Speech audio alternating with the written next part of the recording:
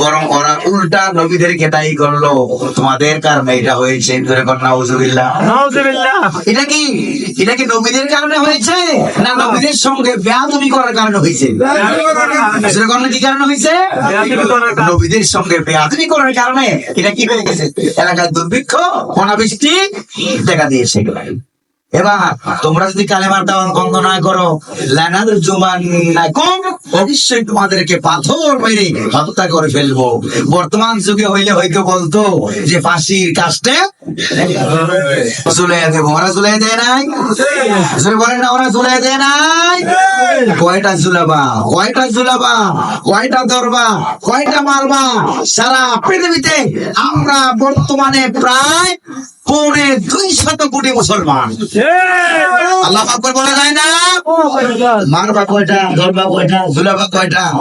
ঝুলাতে ঝুলাতে তোমাদের সারা দুনিয়া ফাঁসির রশি শেষ হয়ে যেতে পারে, তারপর আমাদের কল্লা শেষ হবে না। এখন ঠিক কিনা ভাইরা আমার? এরপরে তারা নবীদেরকে বললো ফাঁসির কাছে চলে দেবো,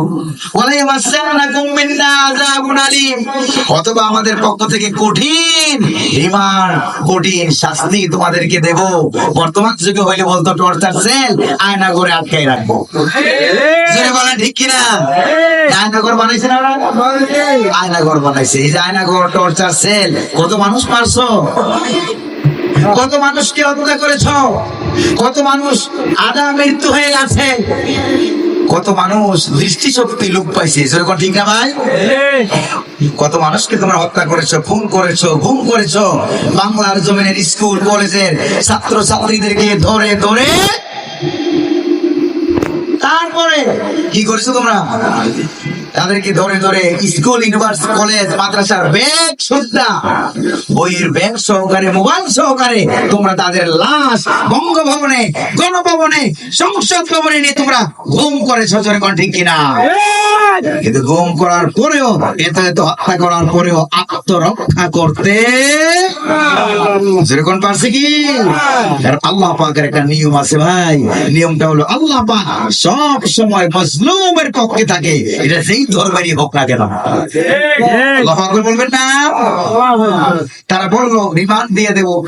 রিমান্ড দিছেও তো, এমন রিমান্ড তারা দিয়েছে, কোরআনের পাখিকে তারা 46 দিন একাধারে রিমান্ড দিয়েছিল। জোরে বলেন ঠিক কিনা? আকাশ সাক্ষী, জমিন সাক্ষী, সব সাক্ষী। এত বিমান দিয়েছো, এত জোর করেছো, এত জুলুম করেছো, কিন্তু কোরআনের পাখিকে কোরআন থেকে সরাইতে পারো নাই। 13 বছর জেলখানার ভিতরে থেকে কোরআনের পাখি, আগে কোরআনে হাফেজ ছিল না, 13 বছর জেলখানার ভিতরে থেকে 30 পারা কোরআনের হাফেজ হয়ে গেছিল। আল্লাহু আকবার বলেন। প্রিয় ভাইরা আমার, এবার পয়গম্বররা বলল আমরা কুলক্ষণ নই, বরং তোমরাই কুলক্ষণ। ক্বালু তাইরুকুম মাকুম আইন যুক্কিরতুম বাল আনতুম কওমুন মুসরিফুন। সুবহানাল্লাহ বলেন। তারা এবার বলল তোমাদের কারণে তোমরাই কুলক্ষণ, তোমাদের কারণে জিনিসপত্রের দ্রব্যমূল্যের দাম বাড়ে। সেটা বলেন ঠিক কিনা? তোমরাই কাফের, তোমরাই বেদিন, তোমরাই কুলক্ষণ। তোমাদের কারণে বৃষ্টি বন্ধ হয়ে গেছে, তোমাদের কারণে দুর্ভিক্ষ দেখা দিয়েছে। আমরা আল্লাহর পয়গাম্বর, পয়গাম্বররা যেখানেই যায় সেখানেই বরকত। যেরকম সুবহানাল্লাহ। নবীরা যেখান দিয়ে হেঁটে যায় সেখানেই বরকত আর বরকত। কোন নবীর সাথে কোন কুলক্ষণ নাই। নবীজি হেঁটে যায় রাস্তা দিয়ে, আকাশের তারপরে দুই ধারের গাছগুলো, পাথরগুলো সালাম দেয়, আসসালামু আলাইকা ইয়া রাসূলুল্লাহ। আল্লাহু আকবার বলেন।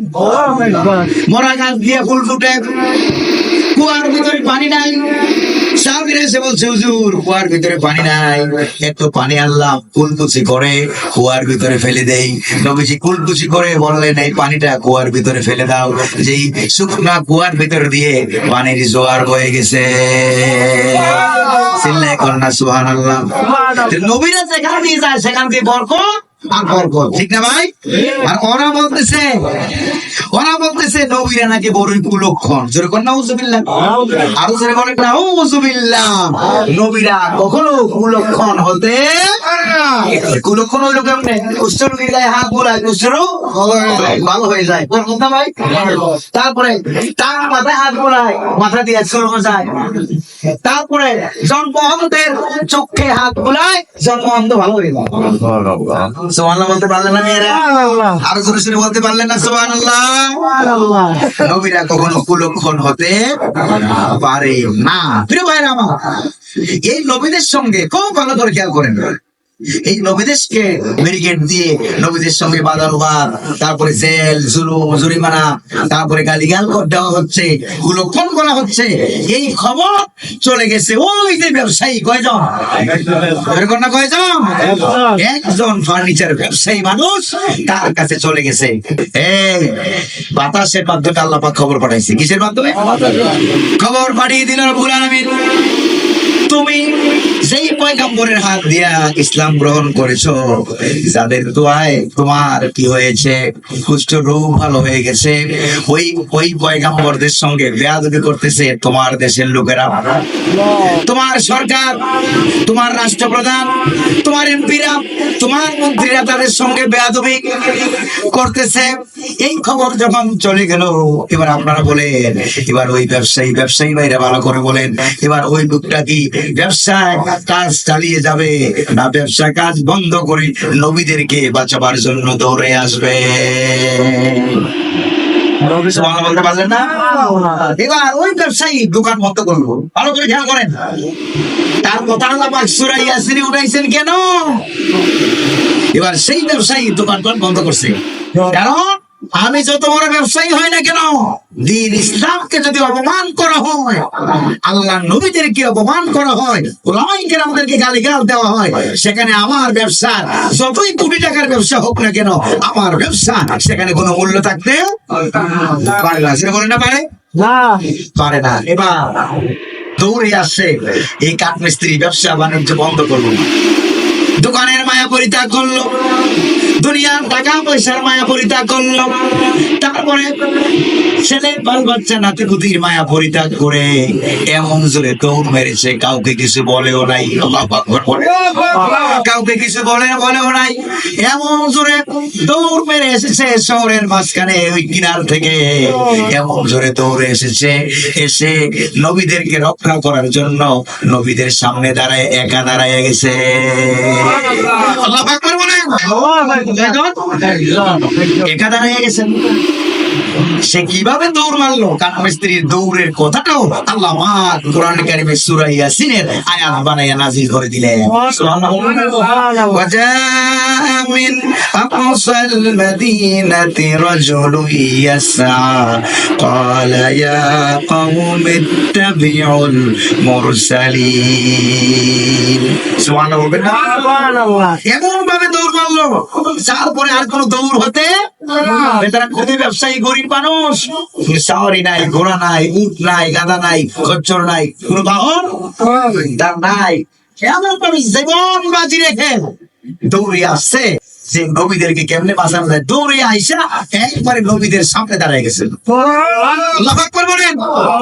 গোটা দেশ একদিকে আর ওই বেচারা ব্যবসায়ী আর একদিকে। আল্লাহু আকবার বলা যায় না? কয়জন? একজন মিলে প্রতিবাদ করেছে।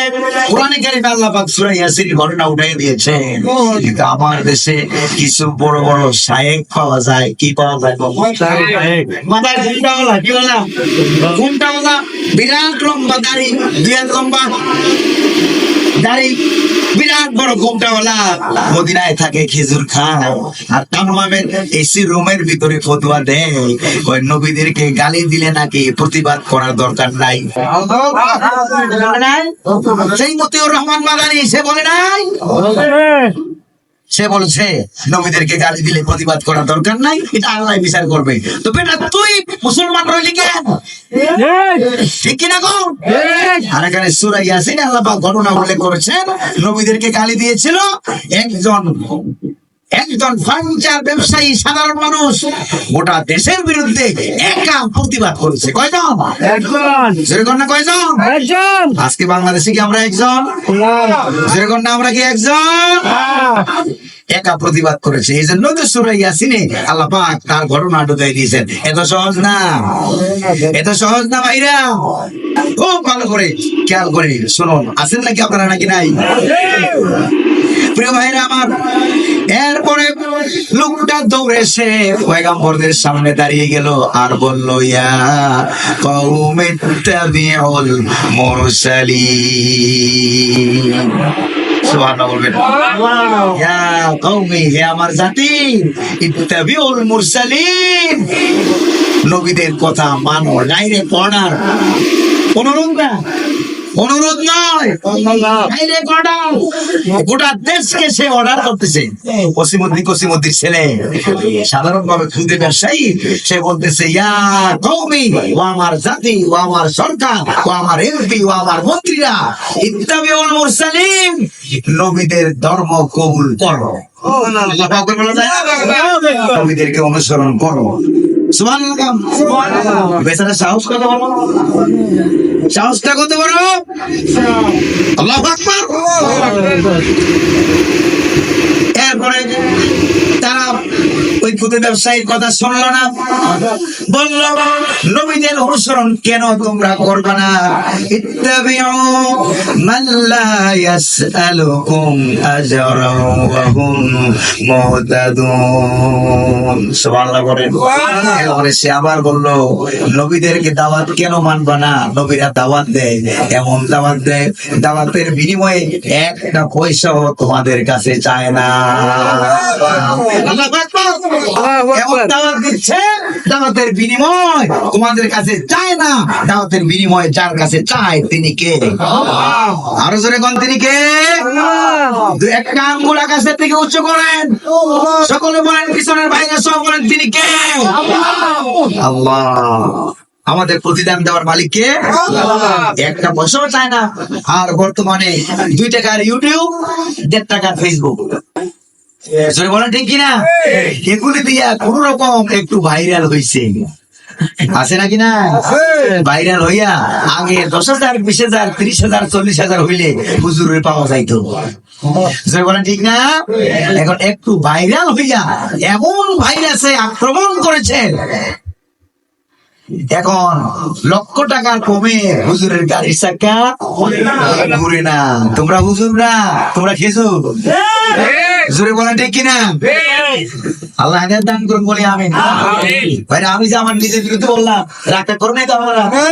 আমি তো রাগ করি নাই, আপনারা করবেন কি? জোরে বলেন ঠিক না ভাই?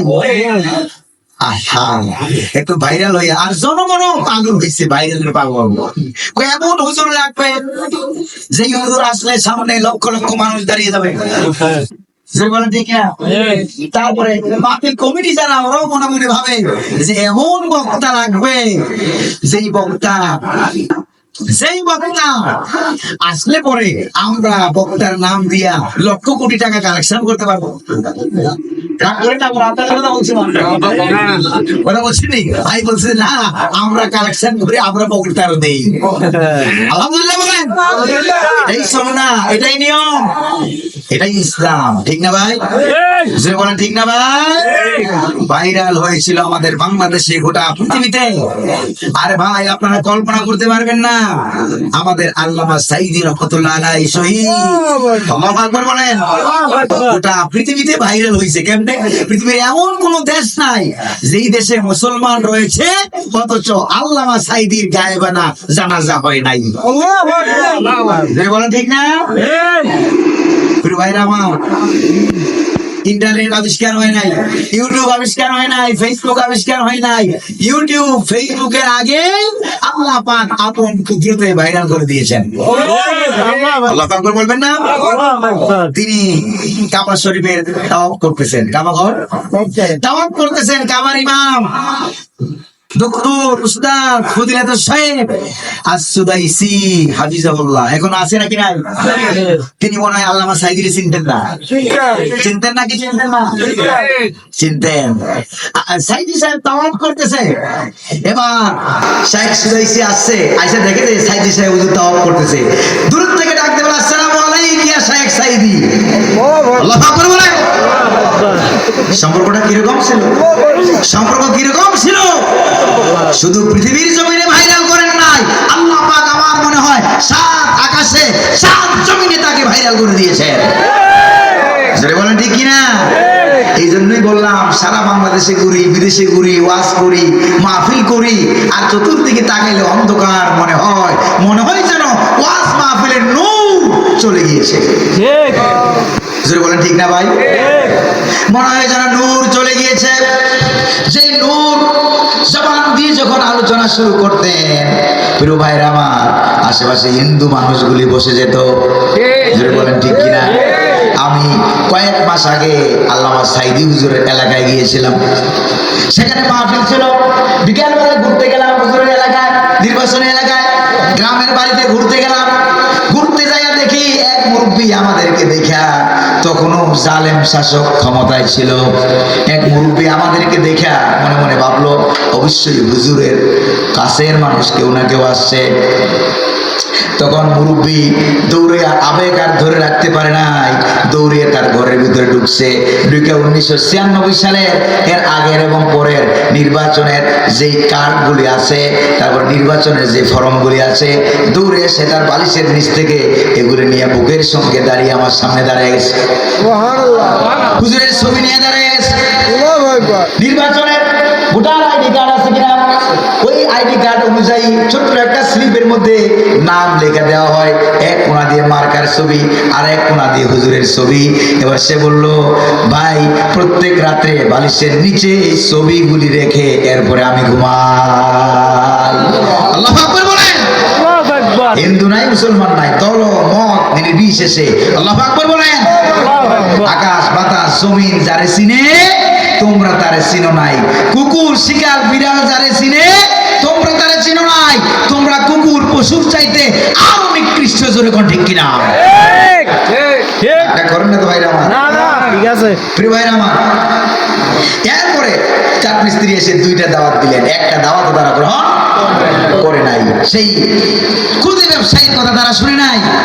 এরপরে এবার মিস্ত্রি এবার দাওয়াতটা একটু ঘুরিয়ে দিল, আর 2-3টা আয়াত আছে। কষ্ট হচ্ছে না তো আপনাদের? প্রিয় ভাইরা আমার, আর 2-3টা আয়াত আছে। এবার সেই খুদে ব্যবসায়ী, ফার্নিচার ব্যবসায়ী, তার নাম ছিল হাবিবে নাজ্জার। নাম কি বলেন? হাবিবে নাজ্জার নামক ব্যবসায়ী। এবার সে নিজের দিকে উল্লেখ করে বলল, খুব ভালো করে খেয়াল করেন, এরপরে কিন্তু মায়ের শুরু। কি শুরু? মায়ের, এরপরে শুরু। এবার তিনি বললেন, ওয়ামা লিয়ালা আবুদুল্লাযী ফাতারানি ওয়া ইলাইহি তুরজাউন। সুবহানাল্লাহ বলবেন না? এবার সেই খুদে ব্যবসায়ী এবার নিজে একা সে বলল, আমার কি হলো? খেয়াল করেন ভালো করে, আমি কেন আল্লাহ পাকের আইন কানুন মানবো না, বিধিবিধান মানবো না, তার গোলামি করবো না, তার হুকুম মানবো না? আমার কি হলো? অথচ আল্লাযী ফাতারানি, অথচ তিনি আমাকে সৃষ্টি করেছেন। যেরকম সুবহানাল্লাহ, যে আল্লাহ আমাকে সৃষ্টি করলেন, আমি কি সেই আল্লাহরে মানবো না? আল্লাহু আকবার বলবেন না? এই কথা বলার ভিতরে এই ঘ্রাণ, এই গন্ধ পাওয়া যায় যে এই খুদে ব্যবসায়ী, ফার্নিচার ব্যবসায়ী বেচারা এই জালেম শাসকের পক্ষে না নবীদের পক্ষে? এটা এই আয়াতের ভিতরে এই মেসেজটা, এই ইঙ্গিতটা আছে নাকি নাই? আছে কিনা কম? এবার জালেম শাসক বুঝে ফেলছে, কি রে, আমাদের এলাকার গরিবের গুলা ঘরের চাল নাই, ঠিক মতো খাইতে পারে না, কত বড় মারাত্মক কথা, আমাদের অনুমতি ছাড়া সে ওই নবীদের দলে যোগ দিল কেন? এই বেটা তুই কোন দলের বল? আমার দেশে ওইরকম একটা রাজনীতি হয়েছে, যেরকম হয়েছে নাকি হয় নাই? তাফসীরে দরুল মানসুরের ভিতরে আসছে, তাকে তারা সার্চ করলো, কোন দলের বল, তোর পরিচয় কি? একটা হিন্দু বিশ্বজিৎ, হিন্দু বাবার সন্তান হয়েও তাকে শিবির ট্যাগ দিয়া মারা হয়েছে। বারবার বলেছে বলছে আমি শিবির নই, আমি হিন্দু, তারপরও সোনার ছেলেরা ডাকাতেরা তাকে হত্যা করেছে। যেরকম ঠিক কিনা? এই পরিস্থিতি শুধু বর্তমানে নয়, আগেও ছিল নাকি ছিল না? জোরে বলেন ছিল কিনা? ছিল। তোমার দল কি বলো? তুমি তো মনে হয় ওই গ্রুপে, তুমি তো মনে হয় ওই দলের, বলো। এবার কাঠমিস্ত্রির সাহসটা কত বড় দেখেন। খুদে ব্যবসায়ীর ভিতরে কিন্তু সাহস বেশি থাকে। আপনারা যারা যারা ব্যবসায়ী আছেন তারা বুঝেন, লাভ ক্ষতির ঝুঁকি নিয়ে ব্যবসা করতে হয়। যেরকম ঠিক কিনা? কলিজা লাগে, কলিজা, সাহস লাগে বুক ভরা। যেরকম ঠিক কিনা? না হয় ব্যবসা করা যাবে না। কারণ মালের দাম দুপুরে একরকম, সকালে আরেক রকম, বিকালে আরেক রকম। তার ভিতর দিয়েও আল্লাহ পাকের নবীজি বলেছেন এই পৃথিবীর 90% বরকত আল্লাহ পাক ব্যবসার ভিতরে রেখেছেন। সুবহানাল্লাহ বলতে পারলেন না? প্রিয় ভাইরাম, এবার চতুর্দিকে তাকে সার্চ করা হলো। কেউ থাপ্পড় মারে, কেউ লাথি মারে, কেউ গুঁতো মারে, কেউ কিল মারে, কেউ ঘুষি মারে, কেউ গালি দেয়। তুই কোন দলের বল, কোন দলের বল? এবার ওই খুদে ব্যবসায়ীর সাহসটা, কলিজাটা কত বড় দেখেন। সে বলছে, ও জালেম শাসকেরা, তোমরা আমার কাছে আমার পরিচয় জানতে চেয়েছো, আমি কোন দলের। আমার পরিচয়টা তোমরা একটু শুনে নাও। আমার পরিচয়টা হলো ইন্নী আমানতু বিরাব্বিকুম ফাসমাউন। সুবহানাল্লাহ বলেন। আমার পরিচয় হলো আমি তোমাদের রব আল্লাহ পাকের প্রতি ঈমান এনেছি। ফাসমাউন, ভালো করে শুনে রাখো আমাকে, আমি একজন ঈমানদার। ওয়া ক্বালা ইন্নানি মিনাল মুসলিমিন। সুবহানাল্লাহ। আমি একজন ঈমানদার, আমি একজন মুসলমান। আমার পরিচয় জানতে চেয়েছো, এবার ডাইরেক্ট কখন পরিচয় দিল।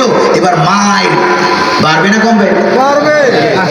মায়ের দর বেড়ে গেল, চতুর্দিক থেকে মারতে লাগলো। মার খেয়ে খেয়ে লোকটা দাঁড়ানো অবস্থায় ছিল, মায়ের সহ্য করতে পারে নাই, সেবার বসে গিয়েছে। বসা অবস্থায় চতুর্দিক থেকে মারতে লাগলো। এরপরও তারা মারতে লাগলো, সহ্য করতে পারে নাই। এবার সে শুয়ে গেছে। যেই না সে শুয়ে গেল, এরপরে শোয়ার পর আশেপাশে যারা ছিল, যারা মারতেছিল, এরা মনে করলো লোকটা মনে হয় মারা গেছে। আসলে সে এখনো মরে নাই। এরা মনে মনে ভাবলো বোধহয় মারা গেছে। এরা মরা লাশের উপরে, পিঠের উপরে উঠে গান গাইতে লাগলো, নৃত্য করতে লাগলো, নাচতে লাগলো। এগুলি বর্তমানে আছে নাকি নাই? জালেম শাসকের আমলে ছিল নাকি ছিল না? কারণ ওরা তো 28 অক্টোবরের মাধ্যমে লগি দিয়া, বইটা দিয়া মানুষদেরকে সাপের মতো মেরে মেরে এরপরে লাশের উপরে নৃত্য করে এরপরে এরা ক্ষমতা এসেছে, ক্ষমতা ধরে রাখতে পারে না। চিল্লা এখন ঠিক কিনা? প্রিয় ভাইরা আমার, ইনডাইরেক্টের কথা বলবো। 17 বছর ইনডাইরেক্ট বলেছি। আল্লাহ যে আমাদের প্রভু, ডাইরেক্ট না ইনডাইরেক্ট? কথা কম। কোরআন যে আমাদের কিতাব, ডাইরেক্ট না ইনডাইরেক্ট? আমরা যে মুসলমান, ডাইরেক্ট না ইনডাইরেক্ট? কথাও বলতে হবে ডাইরেক্ট। জান্নাতে যাব ডাইরেক্ট ইনশাআল্লাহ। বলেন যেরকম না ইনশাআল্লাহ। আর ঘোরাঘুরি নয়, এরকম ঘুরাইয়া মুখে দেওয়া নয়, ডাইরেক্ট। আল্লাহু আকবার বলা যাবে না। কারণ এই কাঠমিস্ত্রি ঘুরে বলছে না ডাইরেক্ট বলছে? এই খুদে ব্যবসায়ী বেচারা কলিজাটা কত বড়, এবার চিন্তা করেন। আল্লাহু আকবার, আল্লাহু আকবার, আল্লাহু আকবার। লাশ হয়ে গেছে, এবার তার লাশের উপরে উঠে ওরা নাচতেছে। এরকম ভাবে পা দিয়ে চাপ মারছে। তাফসীরে দুরুল মানসুরের ভিতরে আসছে, কাযারা কাসাহু, তার পিঠের বস্তুগুলি সরে মেরুদণ্ডের হাড্ডিটা বেরিয়ে গেছে। মেরুদণ্ডের হাড্ডি বেরিয়ে গেছে। রব্বুল আমিন হযরতে জিবরাইলকে ডাক দিয়ে বললেন, জিবরাইল জলদি করে যাও, 7 আকাশের 7টা দরজা খুলে দাও। 7 আকাশের দরজা খুলে দেওয়া হলো। জান্নাতের দরজা খুলে দাও। আমার ওই খুদে ব্যবসায়ী হাবিবে নাজ্জারের চেহারাটা একটু উঁচু করে ধরো, তার চোখের পাওয়ার আমি আল্লাহ বাড়িয়ে দিলাম। আকাশের দরজার দিকে উঁচু করে ধরো। হযরত জিবরিল আলাইহিস সালাম উঁচু করে ধরলেন আর বললেন, লোকটা বেরিয়ে যাওয়ার আগে আগে আমার জান্নাতটা দেখে দেখে যেন তার রূহটা বেরিয়ে যায়। আল্লাহু আকবার বলেন। আল্লাহু আকবার। আমার চট্টগ্রামের রিয়াজউদ্দিন বাজারের ব্যবসায়ী ভাইরা, মৃত্যুর আগে আগে জান্নাত দেখে কি আপনারা মরতে চান? কারা কারা চান হাত তুলে দেখা।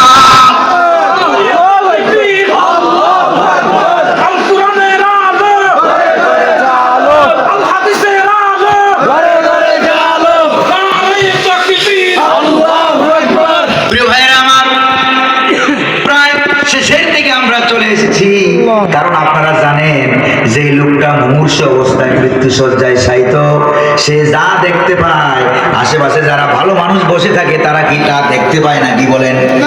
তারা কি তা দেখতে পায়? তারা কখনো তা দেখতে পায় না। প্রত্যেকটা মানুষকে যদি লোকটা ইমানদার হয়, যদি লোকটা জান্নাতি হয়, জান্নাতে যাওয়ার আলামত দেখাইয়া তারপরে আল্লাহ পাক তার রূহটা বের করে। আর লোকটা যদি জাহান্নামী হয়, জাহান্নামে যাওয়ার আলামত দেখাইয়া, জাহান্নামের ফেরেশতা দেখাইয়া, জাহান্নাম দেখাইয়া তার রূহটাকে কর্কশ ভাবে তার ভিতর থেকে বের করে নিয়ে যাওয়া হয়। আল্লাহু আকবার বলেন। প্রিয় ভাইরা আমার, রাব্বুল আলামিন ডাক দিয়ে বলে, জিবরাইল তার চেহারাটা উঁচু করে ধরো, ফিরে যাও আকাশের দরজার দিকে, জান্নাতটা যাতে করে দেখতে পায়। শুধু জান্নাত দেখলেই হবে না, আর আমার পক্ষ থেকে তার ওই খুদে ব্যবসায়ী কানে কানে জান্নাতের ঘোষণা পত্রটাও শোনায় দাও। কিলা দুখুলিল জান্নাত ক্বালা ইয়া লাইতা কওমি ইয়ালামুন। সুবহানাল্লাহ বলবেন না? হযরত জিবরাইল কানে কানে বলে দিলেন, এটা তোমার জান্নাত, এটা তোমার শাহাদাতের পর, এটা তোমার জান্নাতের ঘর। আল্লাহু আকবার বলেন। এটা তোমার জান্নাত। মানুষেরা মনে করে মুসলমান শুধুমাত্র দাবি করার জিনিস না, মুসলমান ইসলাম দাবি করার জিনিস নয়। এটা হলো শহীদ ঈদগাহ। ইসলাম গ্রহণ করবে, শহীদ হবে, ডাইরেক্ট জান্নাতে চলে যাবে।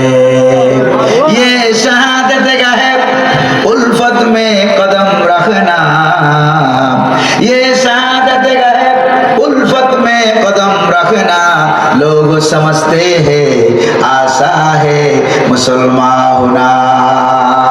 মানুষেরা মনে করে ইসলাম গ্রহণ করা খুব সহজ। না, ইসলাম গ্রহণ করার অর্থই হলো শহীদ ঈদগাহে শামিল হয়ে দুনিয়া থেকে জান্নাত দেখে দেখে শহীদ হয়ে আল্লাহর দরবারে সাক্ষাৎ করা। আল্লাহু আকবার বলেন।